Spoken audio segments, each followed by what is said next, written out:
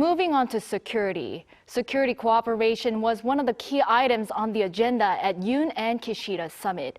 The leaders reaffirmed their commitment to step up security efforts between the two countries and also with the U.S. to counter North Korea's evolving threats. Choi Min-jung reports. Cooperation on security was one of the key issues addressed by the leaders of South Korea and Japan during Sunday's summit talks in Seoul. South Korean President Yoon and Japanese Prime Minister Fumio Kishida agreed that North Korea's missile threats pose serious dangers to international peace.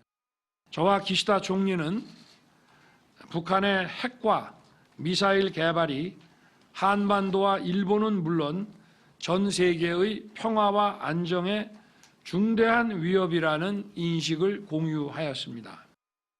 To address this issue, Yoon said that close communication and consultation are needed between the two sides and with the U.S. as well. The president underlined that the leaders shared the view that the upcoming G7 summit in Hiroshima later this May comes at a crucial time as trilateral cooperation between Seoul, Washington, and Japan is essential. With North Korea's continuing provocations in the region and unilateral attempts to change the status quo by force, we once again agree on the importance of strengthening deterrence and response capabilities through security cooperation between South Korea and Japan, as well as South Korea, Japan, and the US.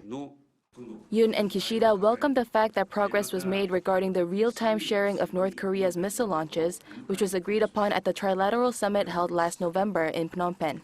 They also agreed to work closely on pursuing a strategy for a free and peaceful Indo-Pacific region. When asked whether Japan will participate in the Extended Nuclear Deterrence Initiative, dubbed the Washington Declaration, issued by Yoon and Biden during their summit last month, the South Korean president said he does not rule out Japan's future participation. On top of North Korean issues, Yoon and Kishida also agreed that South Korea and Japan should continue to work together to protect the universal values of freedom, human rights, and the rule of law shared by both countries. Choi Min-jung, Arirang News.